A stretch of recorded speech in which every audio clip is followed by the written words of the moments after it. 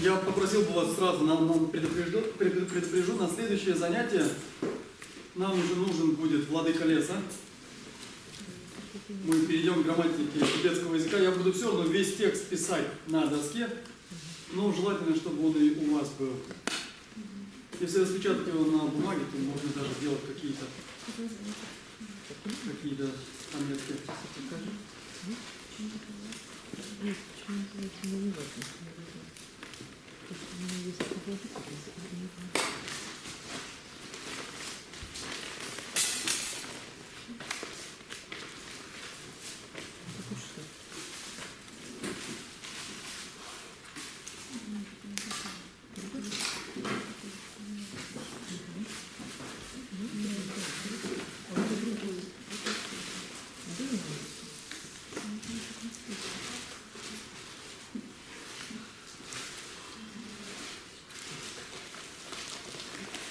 Вообще текст, наверное, не у всех есть, да?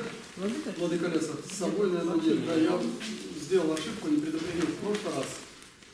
Наверное, конечно, стоило бы. Ну ладно.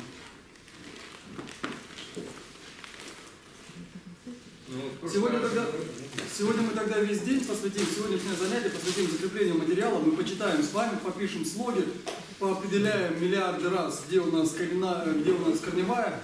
И на следующий раз мы уже будем заниматься текстом, то есть мы перейдем непосредственно к тибетскому языку.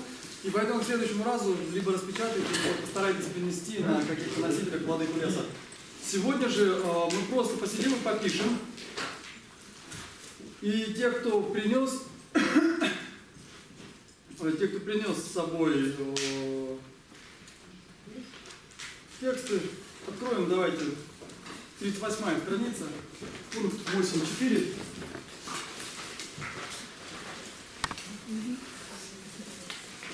Вчера, помните, мы говорили о том, что... Это по учебнику? Да. Помните, у нас сколько янчиков у нас? Сколько у нас постпереписных? Две. Какие? Да. Помните, я говорил, что вот это «да» по-другому называется «дажа». Мы с вами ее даже произносили. «Дажа». Да, это ее имя, то есть это сама буква. А «жак» это значит сильная. Сильная или много значений. Бывает и гневная, но в данном случае перейдем лучше как сильная. Получается такая сильная, да, то есть она придает, теоретически должна придавать, делать звучание более сильным. Я на всякий случай повторю, потому что в прошлый раз мы, по-моему, записали, но не разобрали, что это значит. И то есть в случае, если у нас где-то в тексте попадается слово «дажак», оно обозначает вот это «да», «янчук да». То есть помните, у нас был с вами пример в прошлый раз? Мы с вами писали этот глагол. Что он значит? Ходить, уходить. Ну, ходить, ездить и так далее. То есть это чин, и вот этот «д» указывает на прошедшую форму. То есть на то, что это прошедшая форма глагола.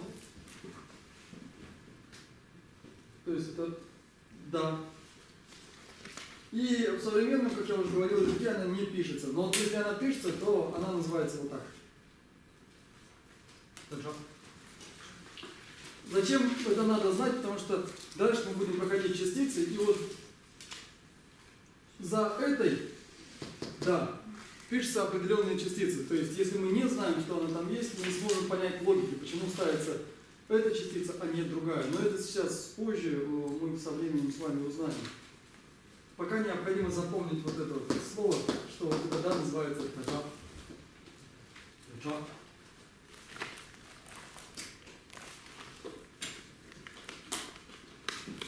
И теперь давайте сейчас попишем слова на странице 38, это пункт 8.4. Я буду одно за другим писать и буду одного за другим вас спрашивать. И когда я спрашиваю, то, пожалуйста, не подсказывайте. Нам необходимо сейчас поработать каждому из нас, чтобы у нас не осталось вопросов, чтобы мы точно могли читать слова, потому что со следующего занятия мы уже будем читать текст. И поэтому нам надо убедиться, что все это делают сами, самостоятельно, правильно.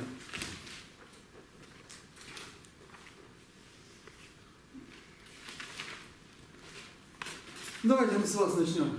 Где здесь корневая? Ща. Ща корневая.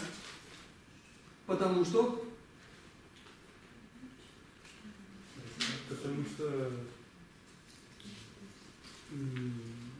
Вам всем надо подумать, потому что я сейчас каждому задам вопрос. Почему здесь ща корневая? Почему она корневая? Есть предписная и предписная, как выходит предписная. Я ничего не понял. Потому что есть предписная, ПТК, предписная. Так, какая логика? У нас здесь есть предписная, Так, есть предписная.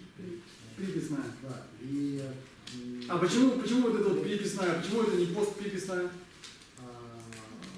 потому что после предписной нету... Только две. Значит, это уже автоматически постприписной не может быть. Значит, она может быть только приписной, значит, это будет корень, а это будет А это предписная. Предписная. дальше как это будет читаться? Щам. В каком тоне? В высоком. В высоком. Почему щам? Почему не щам? Предписная не произносится, но повышает тон у тех, Да, но у щам он все равно был высокий, так что здесь ничего не знаю. Щам значение, запишите, я буду говорить значение, это не важно, то есть я не буду их спрашивать. Но лучше записать и запомнить, потому что они будут попадаться. Щам это внизу, нижний. Шам это лишнее. Дальше.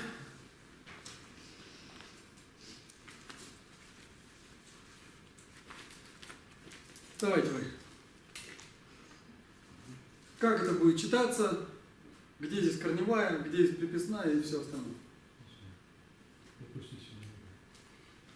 Хорошо, давайте тогда начнем с вас. Что здесь, где у нас корень? Давайте с этого определяться. Для того, чтобы правильно прочесть слово, нам необходимо знать, что у нас является корнем. Скорее всего, са.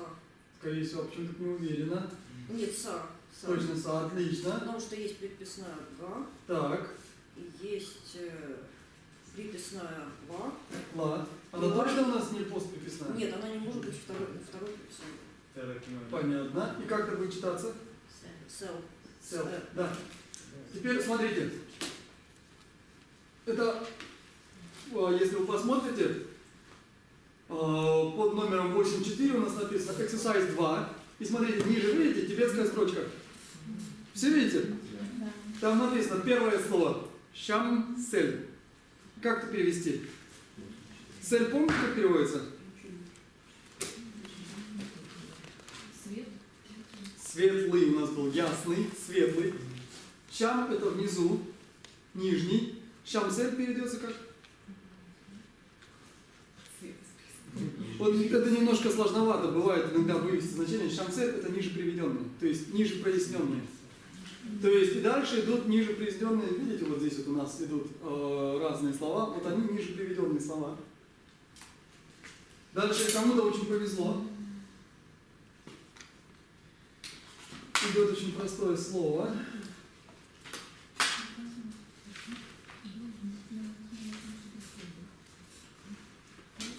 Давайте, вы читайте. Что это у нас? Где у нас здесь корень? Корень К, Потому что предписная да, так. а А почему? приписная нет, а приписной нет. Вы уверены, что у нас нет приписной? Кто-нибудь еще согласен с тем, что у нас нет? Да. Есть приписная ра. Приписная ра. Видите, вам правильно подсказывают. Приписная Я ра. посмотрел, А почему это приписная? Почему это не постприписная ра? Потому что под приписными могут быть только са и да. Отлично. И как это читается? Это читается кар. Вы уверены? Нет. правильно сказали. Нет, так не уверен. Я не уверен. Первая не читается. Первая не читается. Читаем корневую. Она Да. высокий тон, а в этой читаем Как? только согласную Так и будет читаться как. кар. Теперь смотрите, иногда бывает так. В разговорном, как это прочитается теперь? Карпов. Карпов. Карпов. Смотрите, вот это ра иногда бывают диалекты, где она не читается. Она превращается в а и читается капо. Что это за диалект? Это алхазский диалект, то есть центральный тибетский, они иногда вот так вот произносятся, то есть получается очень странно. Должно читаться карпо, ну или хотя бы карпо как-то так.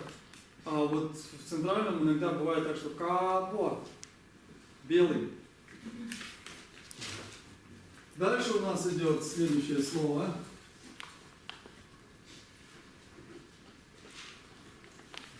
Следующее слово, даже два, кому-то не повезло.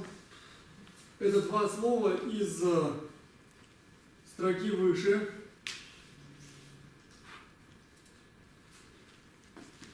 Дальше, чем больше пропускает человек, тем сложнее будет. Что это вот написано и вообще что это значит? Чигнам. Вы уверены? Там это и, чик, нам. Все обратите внимание. Вот это че, вот это что Это это? хвостик вижу, ци. Хвостик, нам. по-моему, очень Да, заметный. Как это читается? ци. Ци. С придыханием. Ци. Придыхание. Вот, с придыханием. Ци, а дальше? Там надо. На, ра, на. То есть на, нам. Точно нам? Да. Вы уверены? Да. Сань не считается. Почему нам? Ну, вот эта пост приписная, она не читается, а А вы уверены, приписная что это пост написано?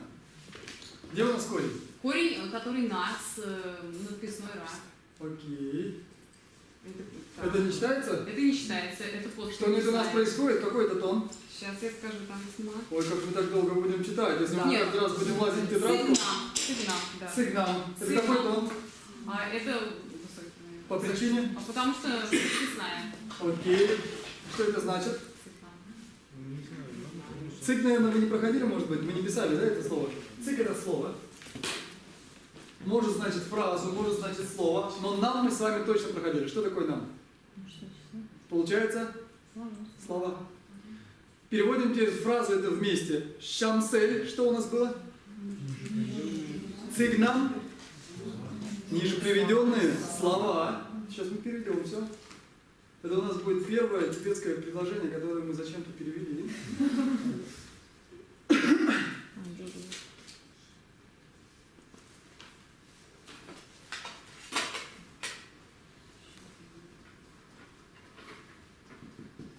Если вы уверены в том, что вы правильно читаете, надо отстаивать свое мнение.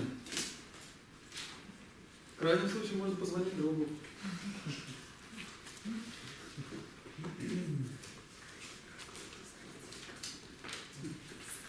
А почему они идут здесь без падежных окончаний?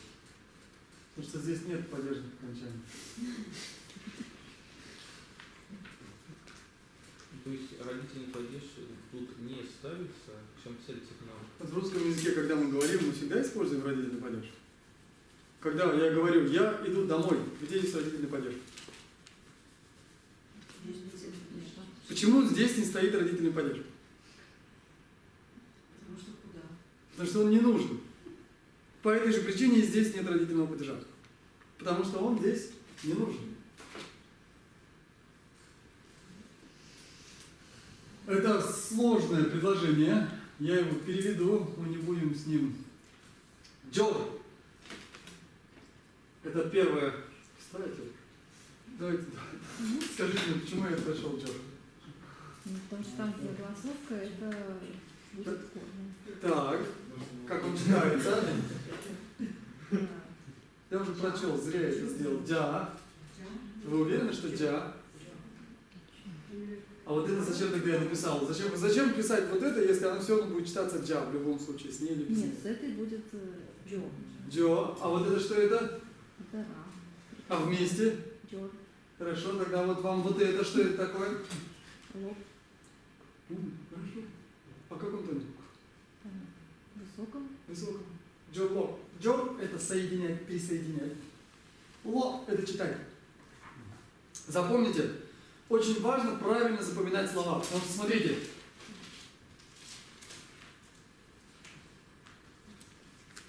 похоже? В чем разница? Закрыто или открыто? Первое – это у нас читать. Второе – как будет читаться? Как вот это будет читаться? Нет, нет, нет. Где здесь у нас гласная? О, гласная, корневая. Корневая. Вот.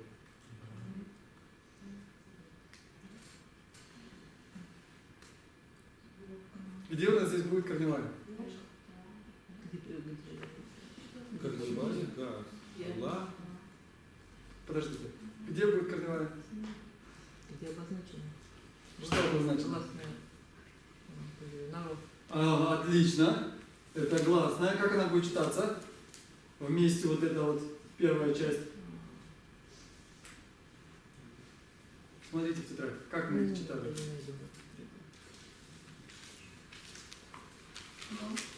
Ло это будет читаться. Читается точно так же, как и предыдущая. И тон тот же самый. Единственная разница то, что в спеллинге, то есть в написании, это пишется галатала, а это калатала.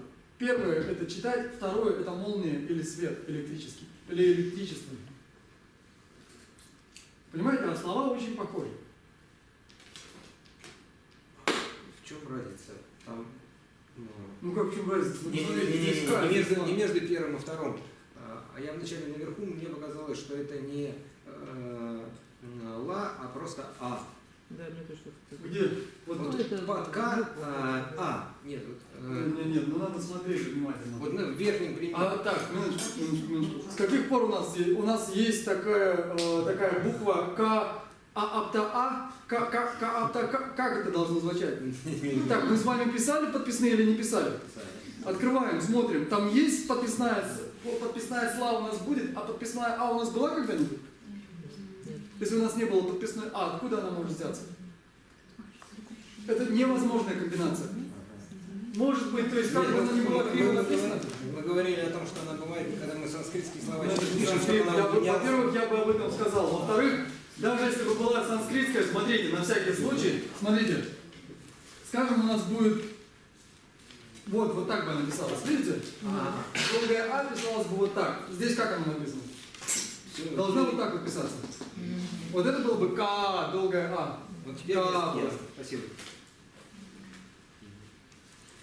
Нет, ну и потом я уже говорил, что это только в санскрите, а сейчас мы пишем только тибетский глагол. И дальше это вспомогательный глагол. Как он читается? Я. Как? Я. Я, правильно. Почему? Ну, корневая. Какая? К. По причине? Ну, потому что па это не корневая, Потому что это. А почему па не корневая? а потому что над К стоит ра. Окей, у нас есть надписная, у нас есть подписная, они определенно указывают нам на корневую. Здесь у нас что происходит? Оглушение. И будет гяп. Это вспомогательный глагол, много значений, а в данном случае можно перевести как делать. То есть получается, в принципе, он отдельно в данном случае значения не имеет, но имеется в виду джорлок гяп. То есть, что нам здесь надо сделать? Вспомните, что у нас там было сперва? Шанцель, цигнам. Как это перевелось? Ниже приведенные слова. С ними надо что-то сделать. Соединить и прочитать. То есть, по большому счету, нам говорят, что надо прочесть слова, которые мы уже читаем с вами. И теперь, ах, там как нехорошо, надо было тут вырезать. Там на английском есть перевод. Совершенно нечестно. Пользуйтесь моей наивностью. Никто не знает Получается, английского. надо я. Что надо? Получается, что надо этот я. Да. Здесь получается даже, что джорлок это вообще даже как бы существительное от глагольное. То есть джорлок это прочтение типа. И вот его надо кяп. То есть его надо сделать, его надо осуществить.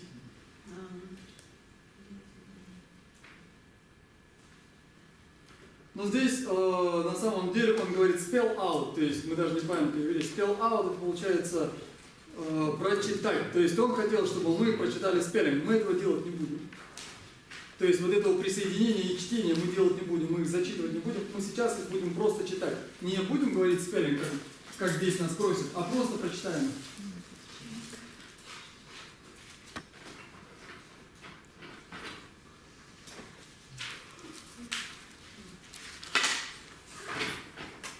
Давайте дальше напишем вот такое слово. Этого мы не проходили. И это сейчас я объясню. В случае, если у нас идет предписная, да, вот это ба в середине будет читаться как ва. И это слово будет звучать как ван. Ван. То есть вот это г не произносится, такая назализация. Ван. Ван. Ван это посвящение. То самое посвящение, сила и так далее. Оно и есть ван. В тибетских именах, таких как Ванчук, таких как Ванден, таких как Ванпо, оно используется. Это ван. Теперь смотрите, я напишу здесь другое слово, похожее, но оно читаться уже будет по-другому. В случае, если у нас есть предписная «да», потом идет «ба», любая гласная под ней будет читаться только гласная. То есть это будет читаться как «у». Должно читаться как либо «бу», либо «ву», как-то так. Но она читается как «у». «У» это голова, это уважительное от головы. Я уже говорил вам, помните, что в тибетском есть несколько уровней языка, вот этот более уважительный. «У» это голова, «у» это также начало.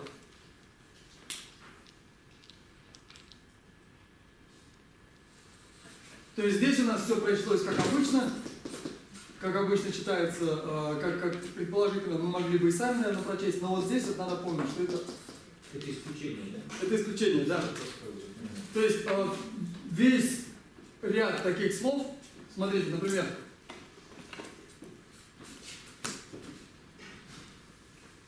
объясню еще раз, читается вверх, то есть сама ба не читается, читается все, что есть с ней, кроме ба. То есть смотрите, здесь у нас что есть? Я. Как это будет читаться? Яр. Яр это лето. Но обычно сюда пишут еще вот такую вторую часть слога, ярка. Это лето. Яр. Кто не знает, как по-тибетски будет манджуши?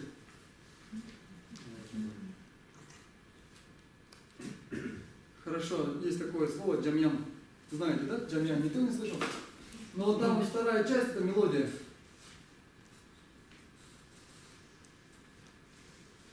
Где здесь у нас корень? Ба. Так как ба у нас стоит перед да, вот этот вот союз он не читается, то есть вот это вот соединение не читается, то есть ба не будет читаться, значит читается как? Ям. Сам у нас читается? Нет. Почему? Вот Подписная, да. Будет читаться ям. Какой тон? Высокий. Ям.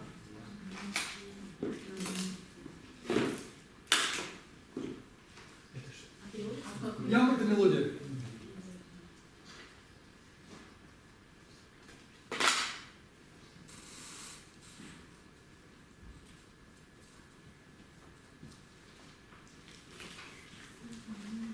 Как это будет читаться? Н. Не знаю, кто-то знает, не знает. Есть такой, был такой великий лама Энсапа. Энсапа пишется вот так. Н это значит, Н значит пустынное место, уединенное пустынное место. И некоторые слова мы уже с вами можем даже смотреть. Если это пустынное место, как у нас переводилось са? Земля в энса, как, что тогда будет энса? Пустынная земля. Как у нас переводится па? То есть это деятель некий. Человек, деятель, тот, что... Энсапа получается? Пустынник, да. Пустынник имеется в виду тот, кто находится в пустыне, проживает, пребывает в пустынном месте. Энсапа. Как отшельник, да?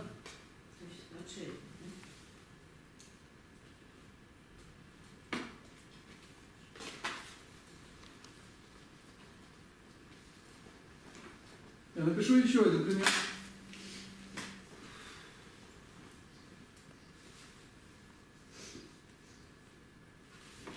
Другие маркеры сегодня отлично. Спасибо большое. Так, кто у нас? Давайте вы. Что у нас написано? Джик. Я читаю в своем диалекте. Я не знаю, какой у вас диалект. Вы читаете неправильно в любом диалекте. Как это читается? Джик.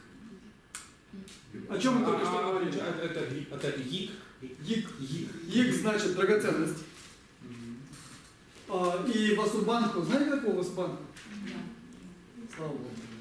Так вот, есть такой васубанку.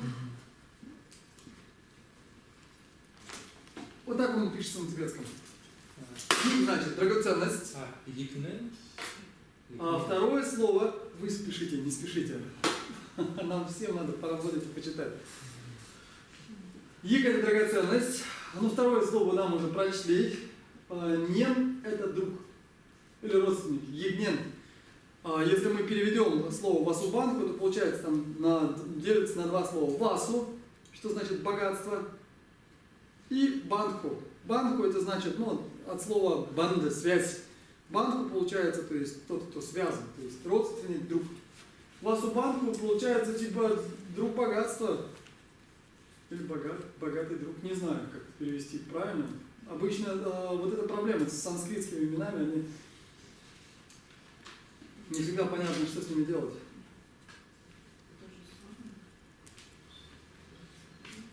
Тут не богатый, драгоценный получается. Не знаю, в зависимости от того. Это васубан или это Да, васубан. друг богатства? Это то, как переводят на тибетский васубанку. Но само слово васубанку, само имя, оно тоже же имеет значение. И вот там васу и банку, то есть богатство и друг. То есть либо богатый друг, либо друг богатства. Но вот это сочетание, это друг богатства тоже или это только васубан? Ну так как это перевод васубанку, что это может значить, как вы думаете? Я вас спрашиваю, если бы я понимала, я бы не спрашивала. Ну я же говорю, что это перевод имени, то есть это вот буквально дословный перевод имени. Это переводится точно так же, как и васубанку, то есть это вот богатство или драгоценность, а вот это вот друг. Как пишется ньон, как вот глав духов? Это слово плохой? Нет, нен пишется вот так. Смотрите, вот это вот нен. Так они пишутся. Это опасный, свирепый, и вот класс этих духов. Духи нен. А почему на Е меняется? Что меняется на них? Ну вот это вот. Нет. Так, минуточку, сейчас, Даже басовки нету. секунду.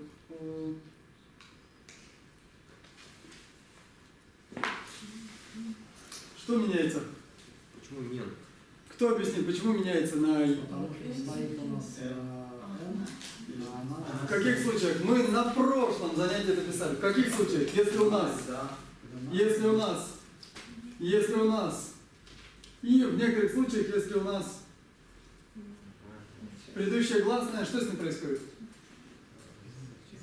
Смягчается. То есть, если она у нас была У, то это будет «ы», если она у нас была О, то это будет «ы», если «ен» будет. Ну, собственно, для этого мы сейчас и читаем, чтобы мы повторили эти правила, чтобы мы сейчас усвоили.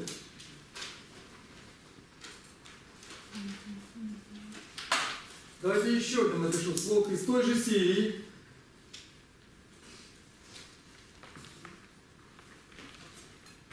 Давайте, вы прочтите нам, что это значит. Как это читается? Как? Думайте, мы написали 22 примера сейчас. Как это читается? Что здесь читается, что здесь не читается? Да, не читает. Так. Корневая будет... Вторая будет корневая. Читается... Кто-нибудь хочет помочь?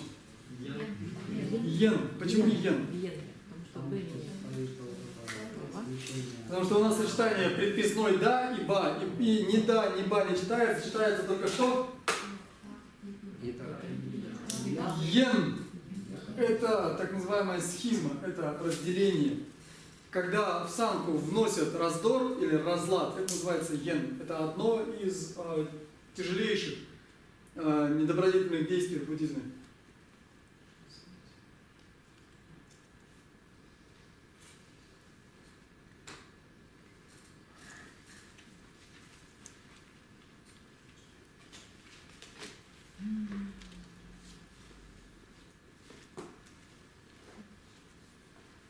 Что это такое?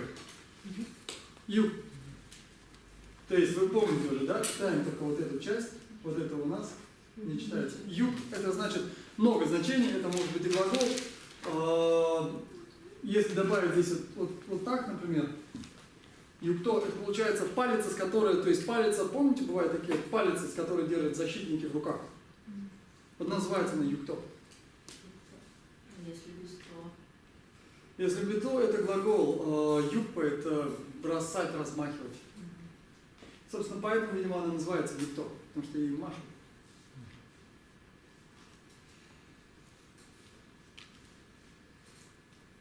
А то это что? То, я не знаю, скорее всего, как-то должно быть связано, наверное, вот с этим придыхательным, то.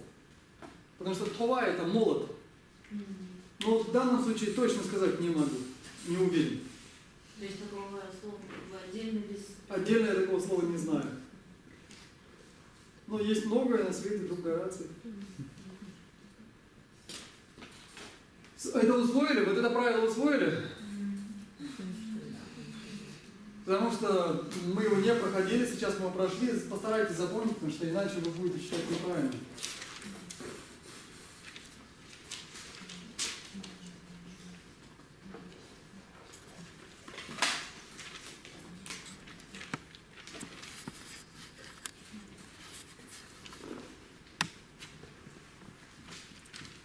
Как это будет читаться?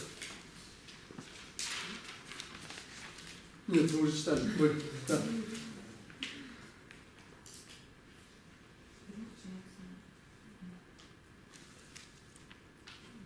Что у нас читается здесь? Какая у нас подписана? Минуточку. Это что это? А это что это? И. Что получается? Ри. Рил. Рил. Вот это вот тоже надо помнить. То есть. Что? Ну почему рил? Почему рил? Почему рил? Потому что вот это читается у нас? Нет. Что у нас остается? Ра. И. И как будет читаться? Ри.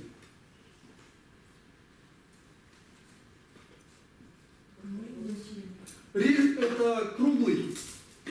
Вопрос, почему Л на конце, когда Ра? А потому что я ошибку написал. Это другая буква? Потому что с людьми бывает, знаете ли. Вот так вот. Ну вот.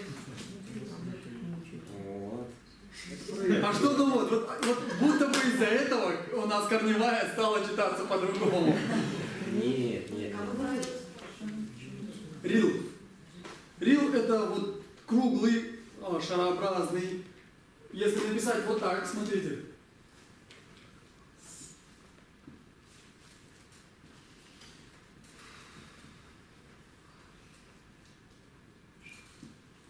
Если написать вот так, как это прочтется вместе? Урил. И что это получается? Круглая что? Круглая голова это лысый.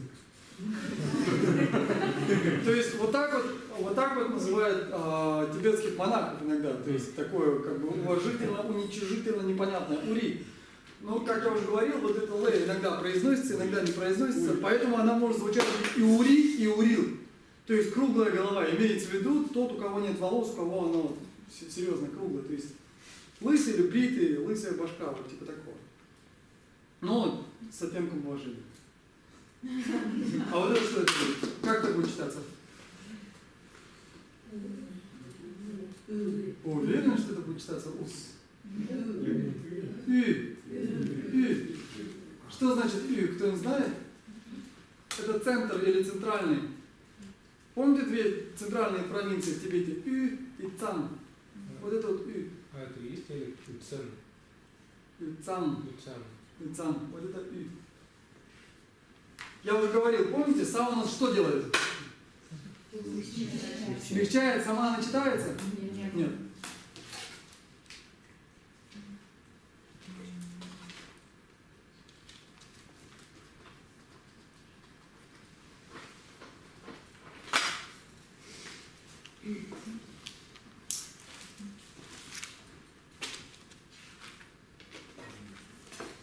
Прошу вас.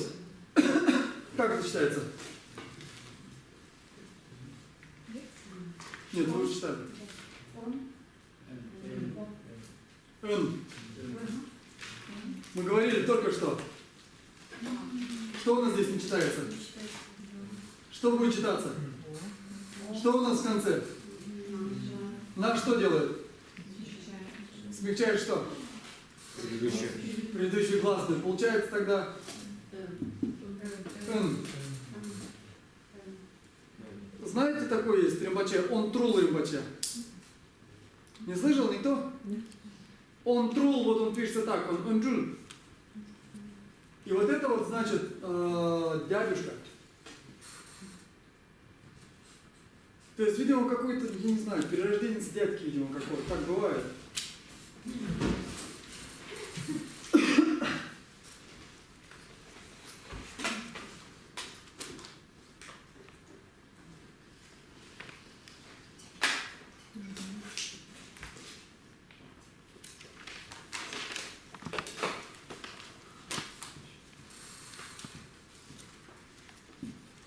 Что это такое?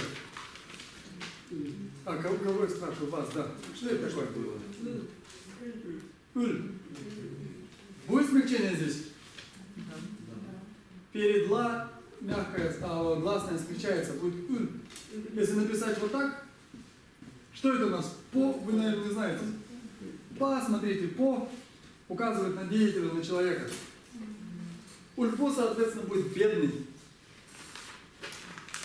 Это интересная вообще этимология, получается следующая. Уль это значит подносить в будущее время. Ульпо это значит, ну, человек, который все уже поднес. Бедный.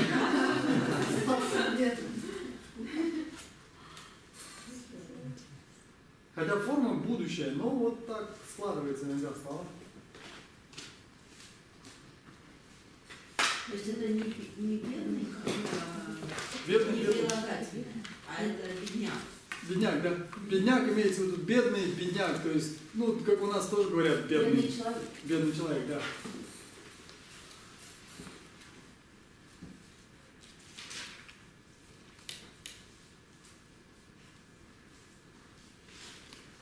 Ну, все.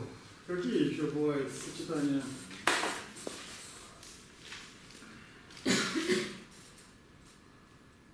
Ну, на этом остановимся. То есть, я надеюсь, теперь это правило все усвоили. Отлично.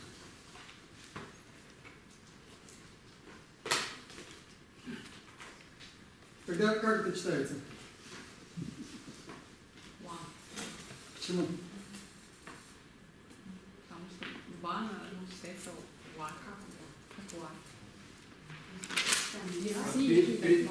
А на самом деле, как бы она должна была читаться? Ба. Что у нас не читается?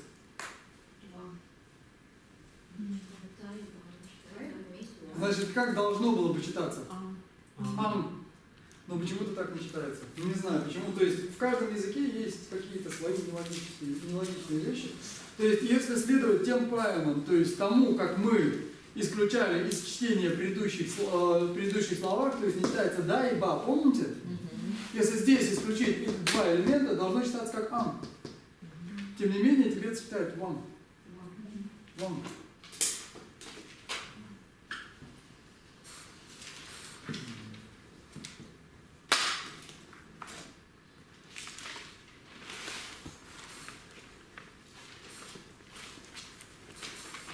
переписная присутствует вот в таком как бы, случае.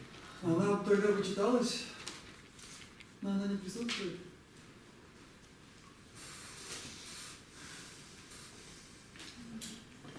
Так, кто у нас читает сейчас? Чья очередь? Ваша? Как это читается? Чак. Чак. Почему чак? Чек поднимаю. Чак, корневая. Чак Чак, корневая, потому что... Потому что она в середине. Это хорошее правило. На самом деле, да, то есть очень, в принципе, довольно безопасно предположить, что из 3 попадающихся вместе букв средняя будет, скорее всего, корневой. Но это не всегда так. Не всегда так. Ну почему же она может быть? Какие могут быть для того причины? Ну, еще есть вот, предписная и приписная. Га не может быть постпредписной. Почему? Потому что их всего 2, и ни одна из них не га. Соответственно, а если провериться еще, то есть это не может быть постпредписной. Чем она может быть? Предписной. У нас есть предписная га? Вы уверены? Да. Отлично. А ча у нас будет тогда корень, тогда что вот это?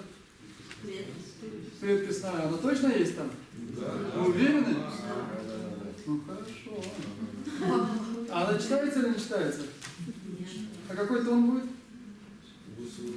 Высокий. Ча читается. Это читается вот так. Ча. Ча. Можно читать как? Что у нас здесь происходит? Как душе, можно читать как чак, а можно читать как ча. Ча. Слышите? Здесь такая смычечка происходит. Ча. Что это значит? Значит, ломать это значит. Ломать не делать. Написали? Это прошедшая форма, если не ошибаюсь. Могу ошибаться, но в будущем мы все равно будем как-то. Царь, когда, то есть чак-царь, когда у нас это... Нет, это мы будем позже проходить, а это другое слово. Так, давайте вы. Завтра, да. Читайте. Нет. Вы, да, по очереди читаем. Как? Так. Это что это у нас? Это так. Так, здесь происходит у нас, как уже говорилось. Почему? Ну, тоже посередине и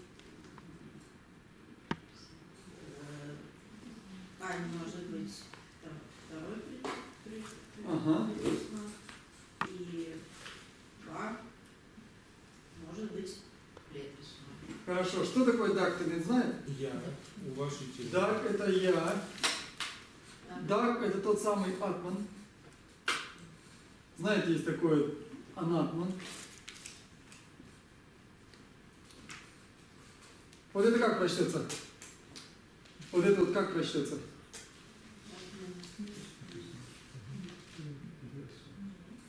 Ме. Почему ме? Почему не по-другому? Где у нас корневая?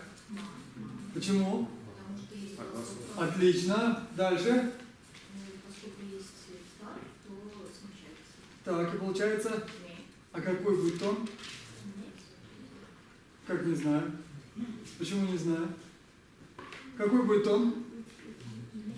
Низкий почему? Низкий. Потому что здесь нет ничего, чтобы делало его высоким. Предписные есть? Надписные есть? Значит, он будет дагме. А что такое дагме? Ме – это отсутствие, это частица отрицания, указывающая на отсутствие чего-либо. То есть здесь чего нет? Да. Нет дага, то есть нет чего? Я. Я. Это то, что мы на санскрите называем анатман. Отсутствие истинно существующего я или отсутствие я. Вот это вот есть то самое дагме, это вот есть то самое отсутствие истинного самосуществования или самосущего я. Вот эту частицу обязательно выпишите там крупными буквами, запишите, она у нас будет 100 миллиардов раз еще попадаться. Это ме, да, она у нас будет и в разговорном, и в неразговорном, и во всяком другом языке. Так, это архаичная форма, то есть она используется только в литературном языке. В разговорном про себя мы так не говорим. Она используется только в книжном языке.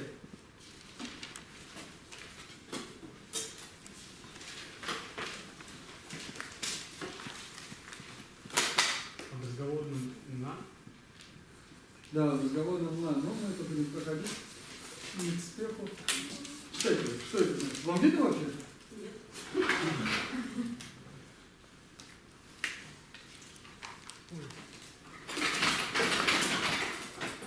Как вам видно? Лучше ближе. Лучше ближе, да? Ну, тогда вот ребята, наверное, видно не будет.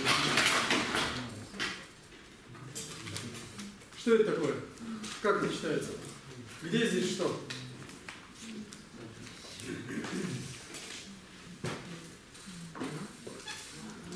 Почему? Какая корневая? Какая?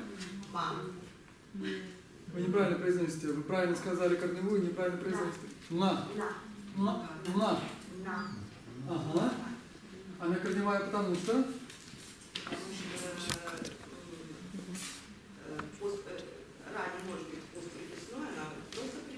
Так, она точно приписная? Она точно у нас есть приписная ра? Вы уверены? Сколько у нас приписных? И в них среди них точно есть ра? Окей. А вот дальше, а вот это что это у нас? Приписная. А там есть ма разве? Вы уверены? Вот есть, говорят, а точно помните? А какие они 5 приписных? Катавама А, вот надо запомнить. Эти вещи лучше запомнить. Катавама А нунджу. То есть вот эти вот 5, они предписные. Если она есть, вероятность того, что это корень, гораздо выше. И читается это в каком тоне? По причине. По причине ра. У нас предписная. Высокая. Так она должна быть в низком, но здесь не нар. Нар переводится как сладкий. Нар, сладкий. Вот в письменном они бы так и оставили, нар. В разговорном просто сказать нар никто вас не поймет. Приходится добавлять еще какие-то слоги, которые формируют слово. Двусложное обычно. Нормо. Вот нормо было бы сладким разговорным. Очень понятно.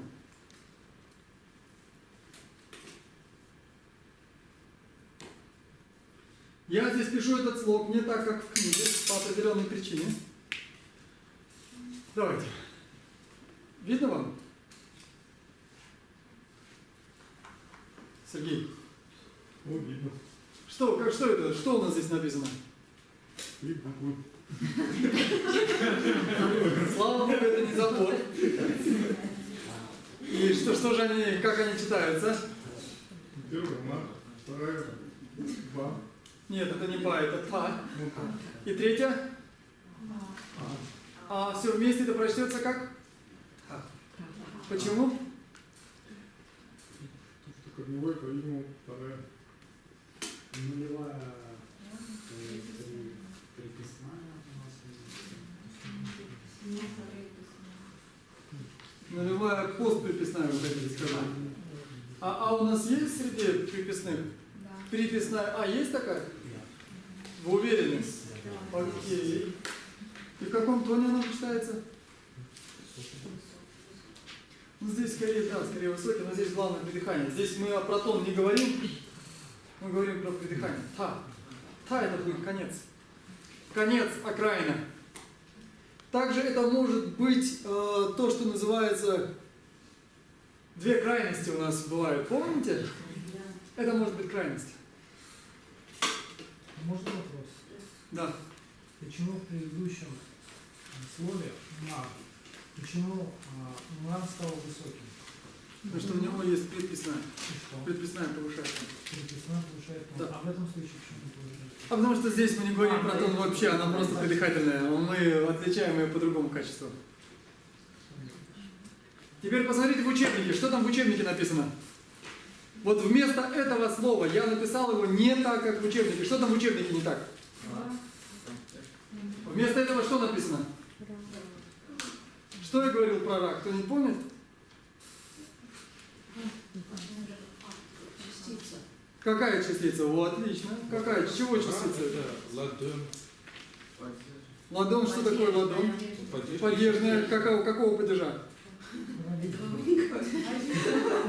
Я говорил о том, какой это падеж. Ну, местный падеж. Вот, молодой человек говорит правильно, это местный падеж. Тар – это значит в конце. Это может быть в конце, на окраине, в крайности. То есть это местный падеж, указывает на место. Тар. На самом деле это немножко нечестно со стороны тех, кто составлял этот учебник, потому что не надо сразу давать частицы. Из этого какой мы вывод делаем? Какой мы можем сделать вывод? У нас вообще какой-то вывод напрашивается?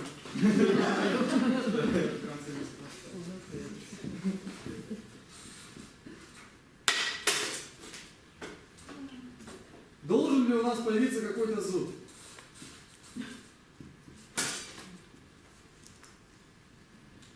Вообще-то зря, конечно, я поставил знак равно. Сотру его, поставил вообще тире. Смотрите, что у нас здесь? Почему вдруг ни с того ни с сего вместо А оказалась падежная частица? Это у нас один слог? А это у нас тоже один слог. Почему здесь вместо А вдруг ни с того стало Ра? Если у нас слово оканчивается на А, иногда она может заменяться вот этой частицей. То есть частица может входить непосредственно в слог. Во всех остальных случаях она будет писаться через точку и будет добавляться.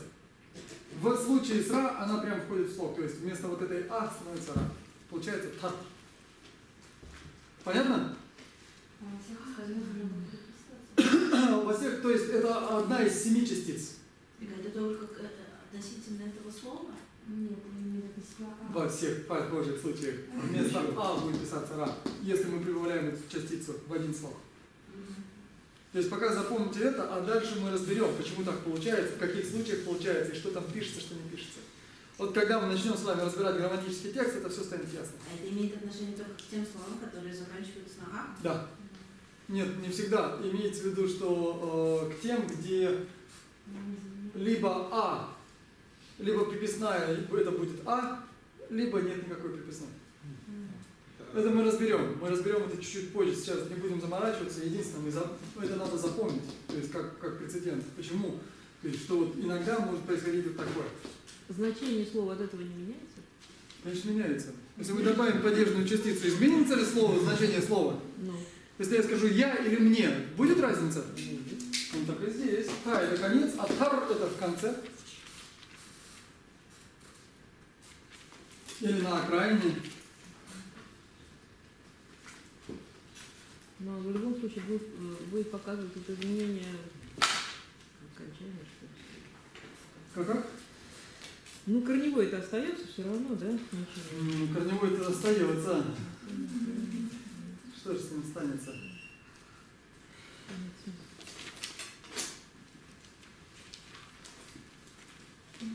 Смотрите, опять пишу не как в учебнике. Как это прочитается?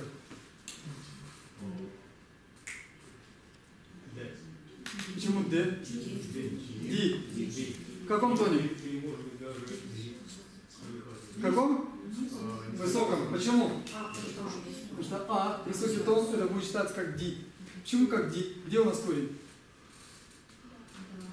Да, потому что... Согласовка. Какое-нибудь вообще окончание здесь есть? Вообще никакого. Что такое Ди? Ди это указательное местоимение, это этот. Теперь посмотрите, в прошлом случае у нас Ра встала вместо чего? Здесь у нас есть что-нибудь? Нет.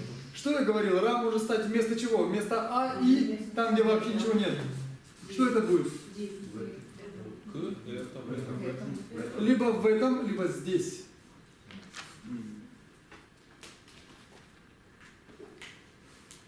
Ну, я буду ставить точки, потому что без точек это небезопасно. Точки нам указывают, где заканчивается слог.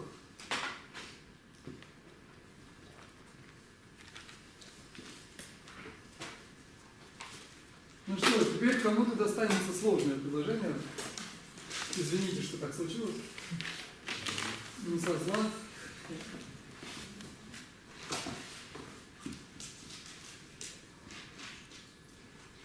Что здесь написано?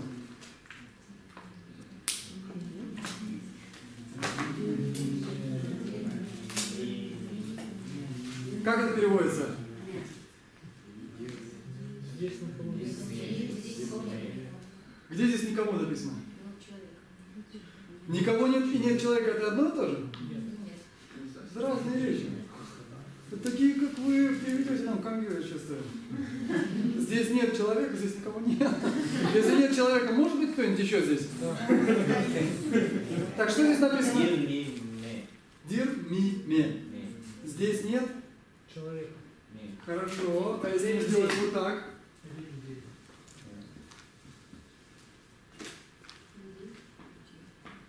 Как это читается сперва? Нам. А все вместе? А вот это вместо кого? Какого? Последний не читай. Почему не читать? Минуточку, вы вообще вот это вот видите? Вот это вот, что это такое? Это что?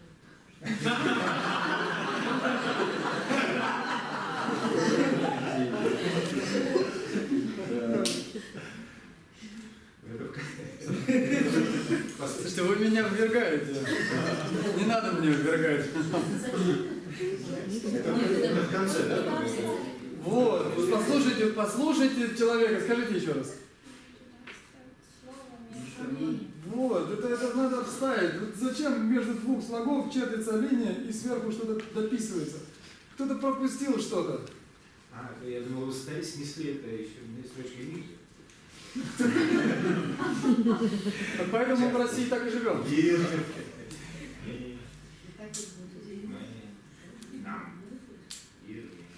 Так, еще раз. Давайте попытаемся представить, что мы умеем мыслить логически. У нас было предложение «Дир ми ме».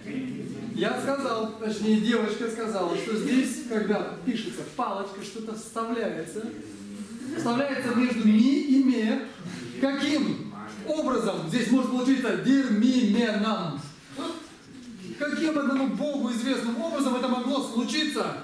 Я же говорю, что вот эта палка обозначает вставление. Вставление у нас между ми и ме. Как могло получиться «Дир ми ме нам»? Дир ми нам ми. Что это значит? Не знаю. Здесь нет людей. Здесь нет людей.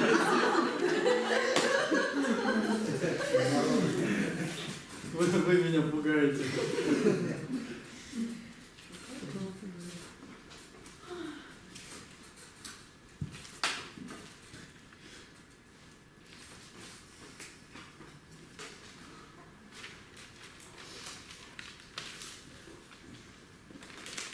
Прошу вас. Хорошо. Прошу вас. Что это такое? Александра. Как это читается? Да. Где здесь корень?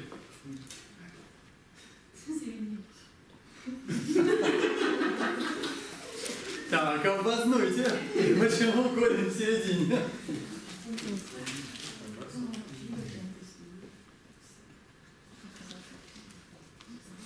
Мы ждем, Александр, давайте вы. Почему здесь, где здесь корень? Почему? Что? Огласовка есть. Соответственно, это корень как-то будет читаться? Тун. Здесь смягчение происходит или нет? Нет. Почему не происходит? Потому что здесь нет ни на, ни да, ни са, ни ла. Здесь нет ни одной согласно, которая смягчала бы предыдущий слог. Читается как тогда? Тун. Тун – это значит пить. Настоящее время глагола пить. Тун. Теперь смотрите, что я делаю. А это как будет читаться? Том. Это настоящее время глагола видеть. Теперь смотрите. Вот это О на западе Тибета очень часто читается как У. Они все О читают как У. И вот у них наше видеть будет пить. То есть из-за этого иногда бывают смешные вещи, конечно. Ну, это из-за диалекта. Но мы произносим этот том, а предыдущий как тун. Это у нас видеть, настоящее время. А то у нас было видеть.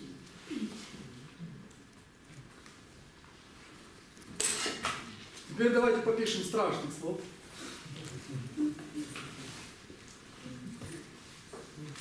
Прошу вас, как это читается? Да. Так, все слышали? Нет. Слышали? Нет. Еще раз можно, пожалуйста? Да. Все слышали это безобразие? Как должно это произноситься? Так. Здесь есть придыхание? Есть. Ча.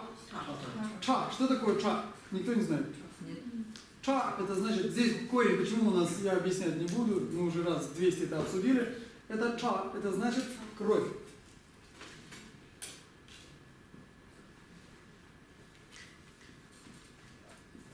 А это что такое? Пить. Что это получается? Это кровопийца. Кто такой кровопийца? Сама. Чхактун – это хирука. Это то, что обычно переводится на тибетский. Хирука – это санскритское слово, переводится на тибетский как чхактун – кровопийца. Чью кровь он пьет?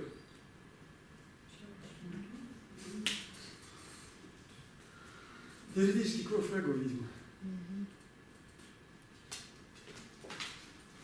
Написали? А это как вампир тоже можно переводить?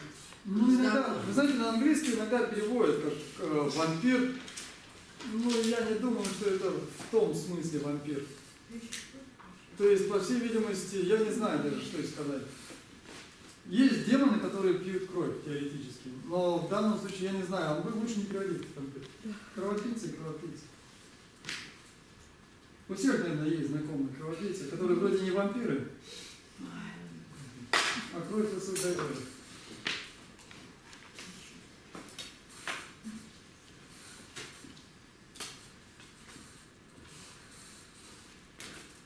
Что это такое? Ник.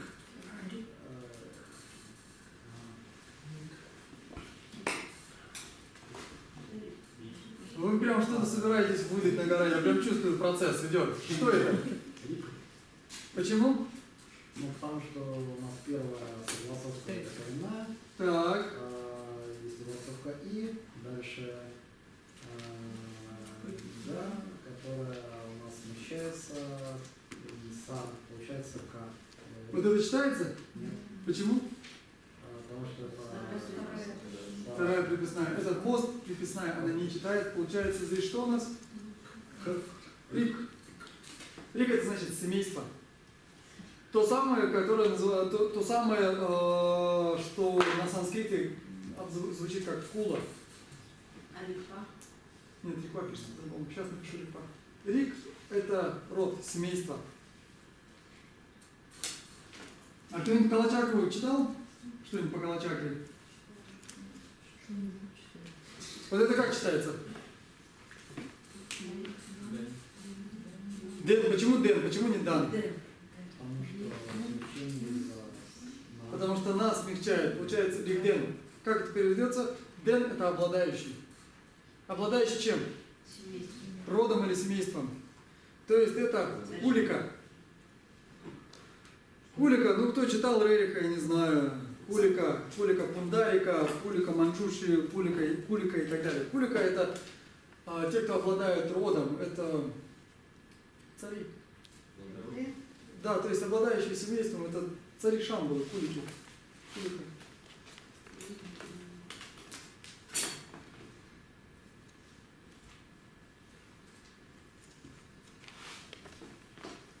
Кто задавал вопрос про Рикпа? Как это читается? Рикпа. Рикпа. На что это указывает?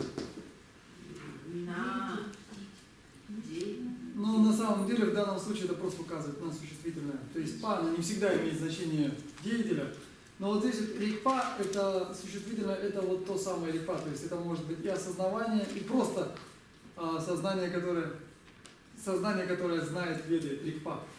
Дело в том, что в буддизме это слово рикпа имеет несколько смыслов. Один из смыслов. А рик просто. В смысле рик просто. Как То же самое получится. Просто без па. Здесь рикпа или рикпа. Рикпа. Через К. Потому что пишется иногда ригу. Да, и здесь тоже пишется риг. А в русском как произносится? Нет, в русском пишется. В русском? В транскрипции пишется, да, ригпа. Книжка. Пишется через Г. А как читается в русском? Читается как пишется. Неправда. Пишется ригпа, а читается. Вы все читаете ригпа? Да. Да бросьте. Да. Да бросьте. Больше не будет. Да вы не читайте, да, правильно. У нас же всегда происходит в конце смягчение, то есть смягчение, оглушение. Ригпа все читают. Вы послушайте, как вы читаете. Никто не читает ригпа. Ригпа читается. В тибетском тоже здесь происходит оглушение. Получается ригпа. А без па это как переводится? Так же переводится. А, То же самое. не глагол. Если в сложном слове глагол, здесь немножко такой момент. Будем в будущем проходить. Но вообще у рик или у рикпа есть несколько значений. Рикпа это просто как сознание. Рикпа в смысле как рикпа учение, то есть присутствие, осознавание и так далее. И может быть глагол. Но с глаголом он будет произноситься с ударением на другой слог. Смотрите. Рикпа. Ударение на какое слово? Рикпа это существительное. Теперь смотрите. Рикпа. Ударение на какое слово? Это глагол. Смотрите. Вот накпа или накпа. Посмотрите, что я написал, как это читается.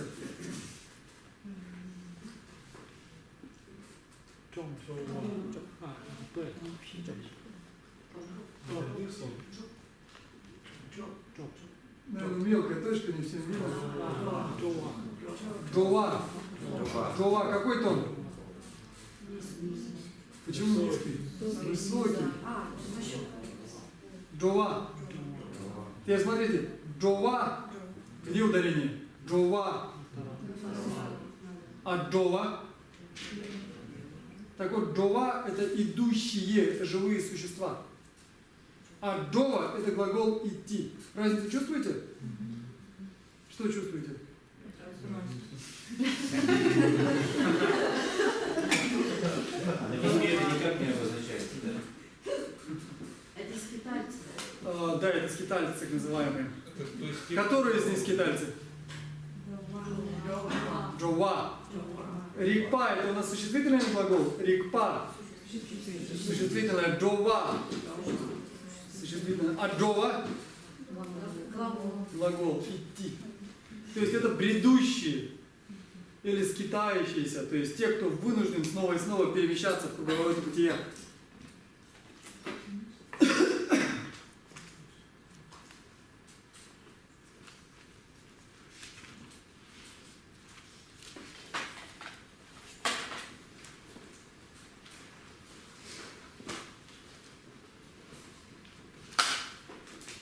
Вот это что это такое? Ри. Это гора.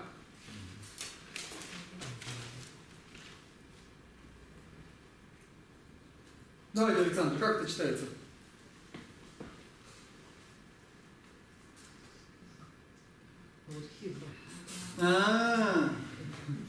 Ну давайте все вместе. Почему вы думаете, что это кам? Это я чисто наугад. Может быть и... Ну, давайте колхозом. Где у нас что может быть? Сам может быть постпредписной. Сам может быть постпредписной. Точно может быть пост?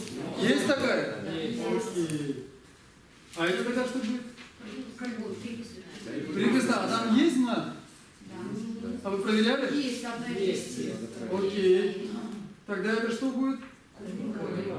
А давайте разберем другой момент. А если это предписная? Может быть. Корневая такая может быть. А сам может быть у нас быть предписной? Может. Приписной, извините, приписной. Может быть. Просто такого слога нету. Но теоретически такое могло быть, но это гам. То есть это то, что надо запомнить. Кам. Что такое кам? Кам — это снег. А если мы добавим сюда вот так, смотрите. Камали, что это такое? Снежная гора. Ребята, давайте не будем путать. Вершина и гора — это одно и то же? Ну откуда у нас тогда снежные вершины? Вершина, кто-то слева, справа, точнее от меня сказал, вершина это часть горы. Гора это не вершина. Помимо вершины у горы есть еще много частей. То есть Камали — это снежная гора. Необходимо переводить то, что написано, а не придумывать. Это очень важно. Потому что снежная вершина и снежная гора — это все-таки неоднозначные вещи.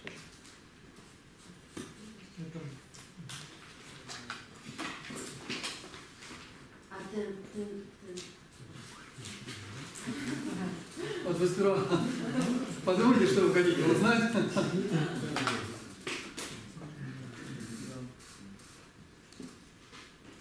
То вот эти вот флешбеки.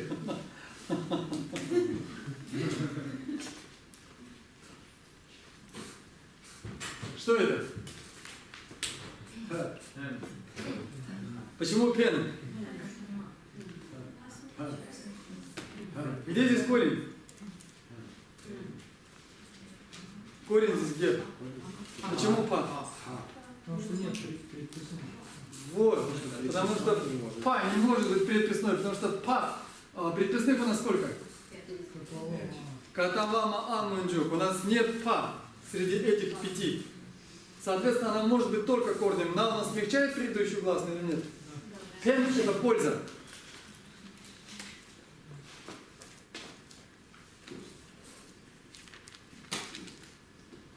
Что я написал? Щен. Почему щен? Это у нас что будет? А это? Что ща нету предписания. То есть, если бы мы предположили, что это постпредписная, могла бы она быть постпредписной? Нет. Соответственно, это у нас будет приписная, это корень. Это... Щен переводится как другой. То есть, обычно под другим подразумевается другие, ну, то есть, в именах, я имею в виду только в именах. Обычно в именах другое — это другие, скорее, другие живые существа. Если соединим вот эти два, как это переведется? Щенпен, как это переведется? Польза другим. Есть такое имя тибетское. Кто не слышал? Щенпен Ринпоче. Есть такой учитель с таким именем, Щенпен. То есть приносящий пользу другим. Пользу другим.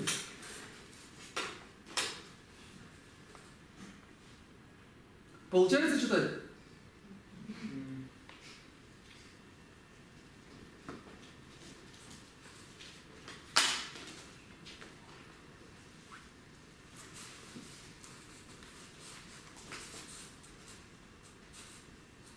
Это слово было у нас?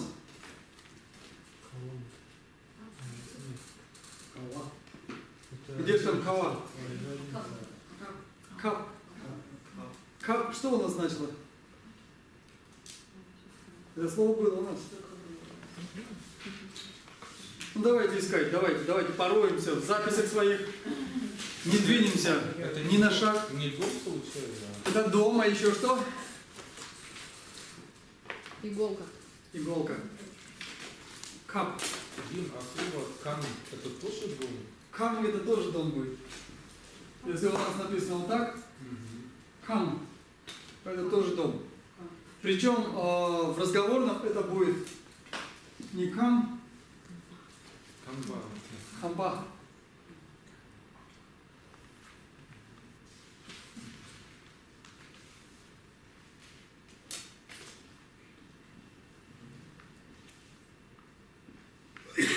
Что это написано? Гам. Почему гам? Потому что есть надписная, значит это корень, значит это гам. Гласная смягчается, Смягчается или нет? Нет, она не должна смягчаться. Потому что у нас нет буквы, которая бы ее смягчала. Гам переводится как ящик, сундук. Кто-нибудь знает такого тибетского царя? Сонцен Гампо. Слышали? Ящиковатый, думаете он? Это кто нашел ящики с текстами на крыше дворца? Это другая сказка. Не надо нам все в кашу. Не надо вдрызг. Вот Гампо это значит серьезный. Как это связано с ящиком? У кого сундук, кто-то серьезен? Серьезен наки сундук? Не знаю, как это связано, просто так. Гампо это серьезно. Я не знаю даже. Гампо что? Серьезно. Серьезный, глубокий гампо. Большой ящик был. Я думаю, что это просто как-то, может быть, этимологически связанные слова, но вряд ли есть прямая связь. С гампобой все сложнее.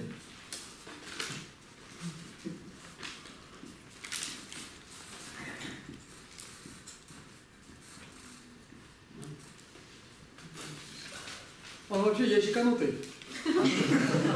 Гам это что? По это что?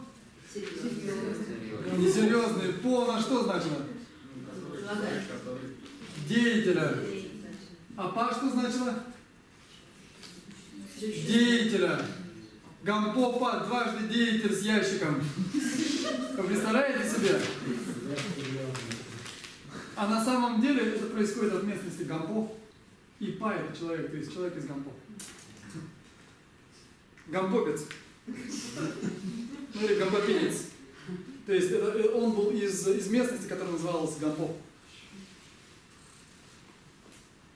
Ящик тут ни при чем. Ящик здесь, скорее всего, ни при чем. И даже серьезно ни при чем. Да? И даже серьезно ни при чем, скорее всего.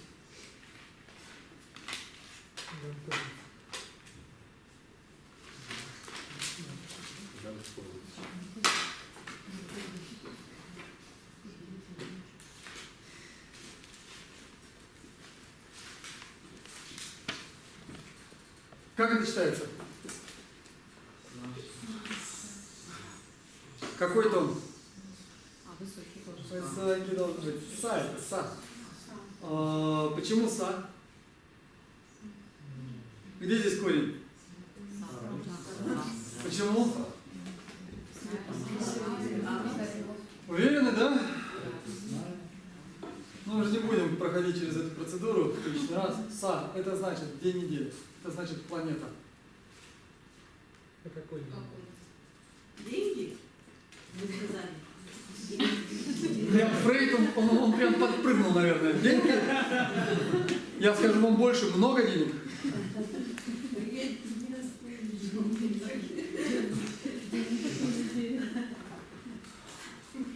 Теперь давайте подумаем. День недели. Обязательно должен быть какой-то день недели? Или может быть просто отвлеченный день недели? Так вот это отвлеченный день недели.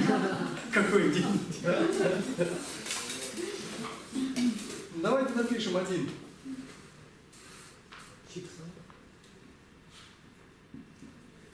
Что это?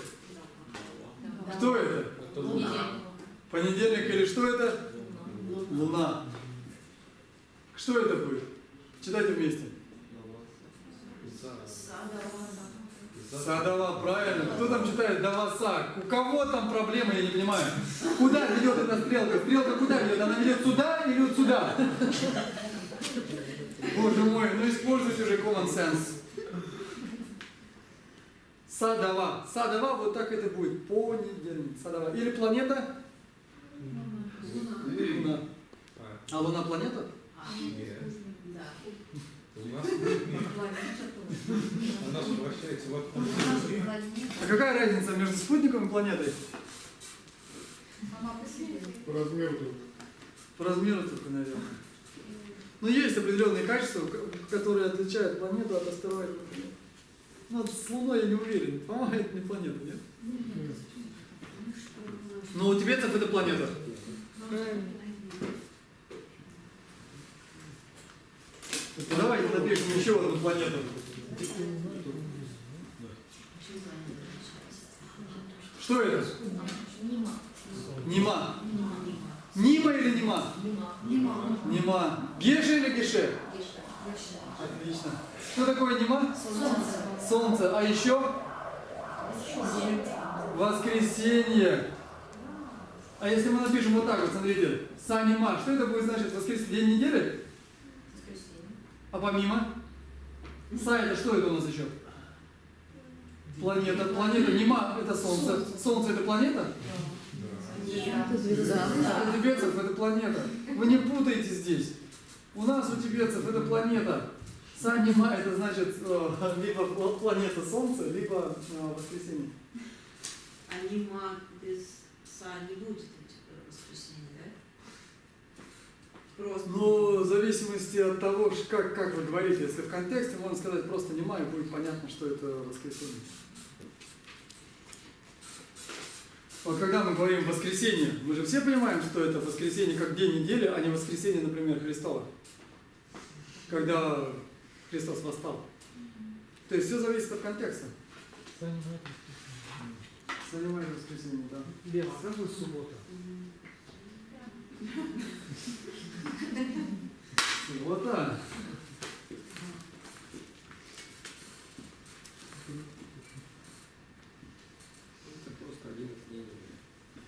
Са я не пишу. Напишите сами. Как это читается? Почему? Потому что да, даже без смягчения здесь уже есть в любом случае так что так. Пенпа. Ударение на какой слог? Как правило, в двусложных словах ударение на второй слог. Пенпа. Это значит суббота. А это какая планета?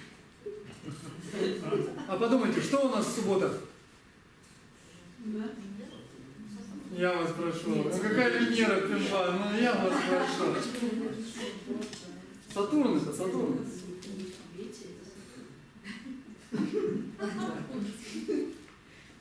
В частности, это мое имя. В Тибете дело в том, что среди монгольских тибетских народов была традиция называть мальчика или девочку днем недели. То есть, если человек родился в субботу, его называют суббота. Если он родился в понедельник, его называют? По-тибетски. Я-то знаю, что его в понедельник можно назвать. По-тибетски как это будет? Сава. Меня зовут Бем. Это сокращенное от Бембя. Бембя – это калмыцкое произношение Пемпа. Я родился в четверг.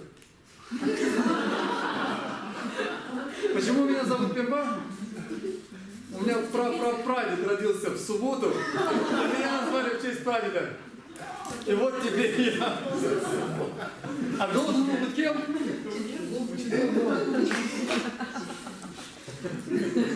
Сложно какая же. То есть 7 имен всего и все?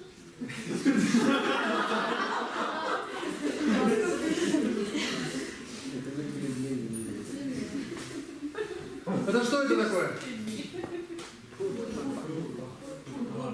Фурба. Что такое фурба?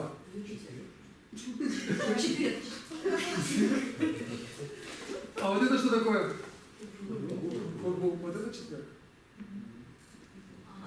А фурба что такое? Это ритуальный кинжал. Так называемый ритуальный кинжал. Не путайте, очень многие псевдотибетологи путают фурба и фурбу. Фурбу это что у нас? Четверг. А фурба? Кинжал. А какая планета? Ну подумайте. Ну зачем вы подсказали? Надо было помучить народ. Логически я просто не понимаю, как...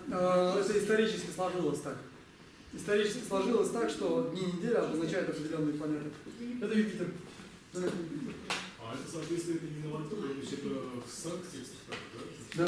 Да, это не новодел совершенно. Дело в том, что, как я говорил, многое из того, что есть в тибетской культуре, пришло из санскрита, из Индии. Индийская астрология очень древняя. И более того, все планеты и все дни недели совпадают с греческой. То есть, ну, здесь была какая-то взаимосвязь, какая, неизвестно. Мне неизвестно.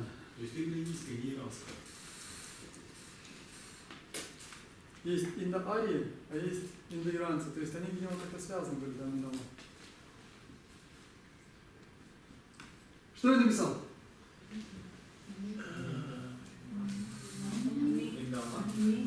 О, вот это вот непонятно, не работает.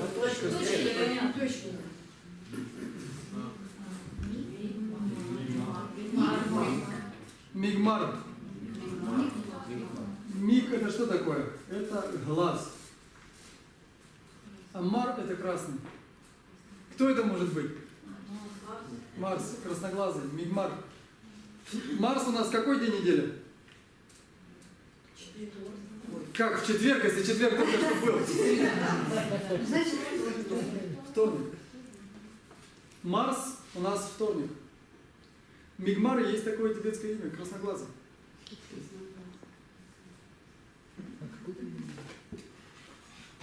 Ты не видел Марса? Говорят, там на Марсовом поле стоит один. Да. Ну, он стоит в виде Марса, на самом деле. Суворов, что ли? Суворов, да. Красные у него глаза? Нет, Вроде не Осло, да? не красный. Чего у нас еще не достает из дней недели? Среды и пятницы.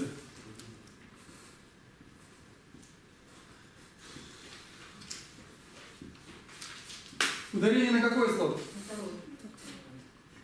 Свой или санскрит? Хатпа. Хатпа. Почему хатпа?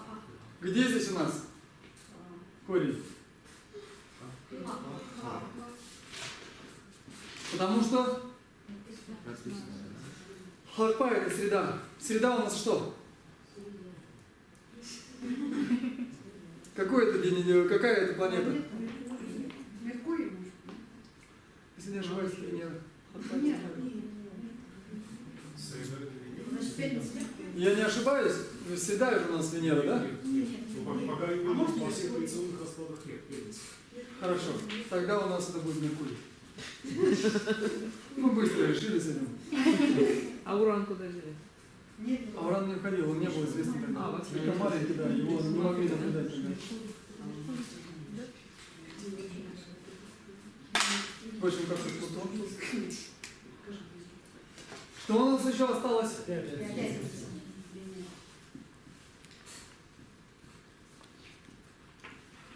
Как это читается?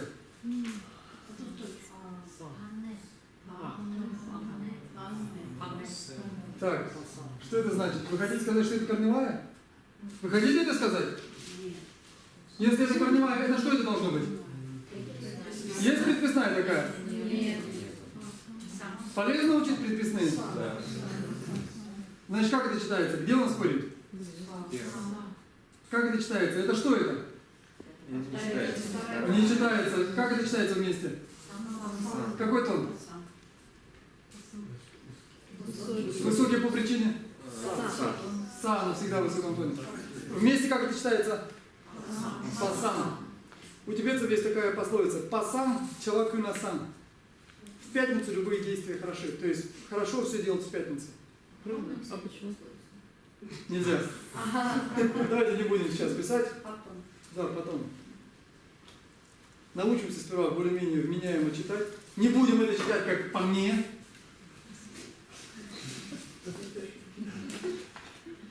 Запомним, что у нас предписных всего 5 бедненьких.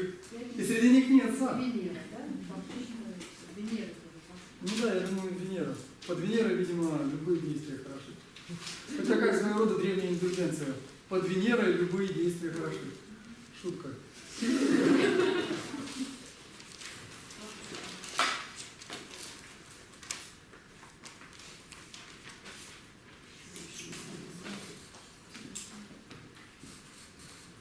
Что это?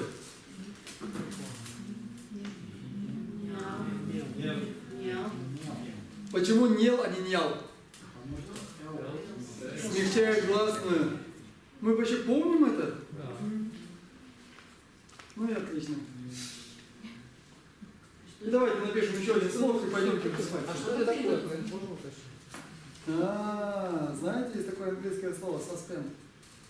Саспенс. Не саспенс, а саспенс. Существительное. Подвешенное состояние. Не буду говорить. В следующий раз скажу. Нет, это спать, лежать. Да.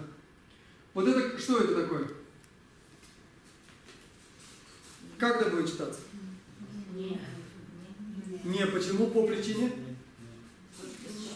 Смягчает, смягчает. Да. Здесь такой момент, смотрите.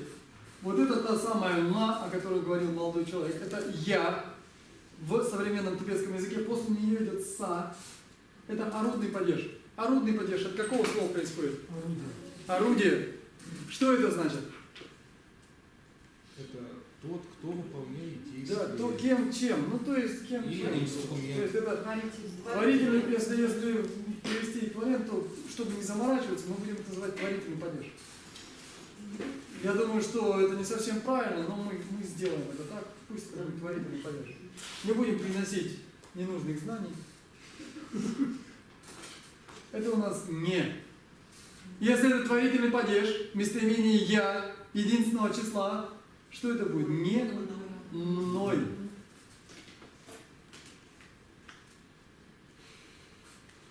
И на этом давайте сегодня закончим. Всего мы не прочитаем.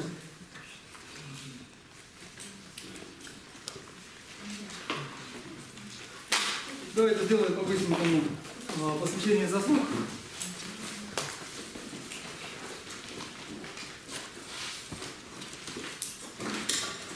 Вы все помните, когда мы читаем молитву долгой жизни Далай-ламы, какие у нас первые слова там? Ханри. Что такое Ханри? Снежные горы. Там множественное число, но оно не явно. Чанчо сенчо римпоче, апмагевана гельгоче, кеваня памеваян, коне годо певаншой, тоне тама римпоче, апатована тогёче, тованя памеваян, коне годо певаншой. Hare Rave Purve Shinkansuwa Tenda Deva Manwe Chubene Achere Ziva Tete Gaksoi Shabe Zide Mano Tengyoji Jambe Lavo Jidara Kimbada Kudo Sambo Deyan Deshinde Dida Kige Jizo Danoji Akiva Jida Danjaratum Jizo Jiva Kiva Danjegi Amava Gana Chudo Mava Dea Deke Kive Zava Dikenge Sambo Jojera Domovareги. Спасибо. Теперь, секундочку, насчет следующего занятия. Я по-быстрому проверю сейчас. Следующее занятие у нас должно быть в понедельник 16 числа, я правильно понимаю? Да, у нас будет следующее занятие в понедельник 16 числа.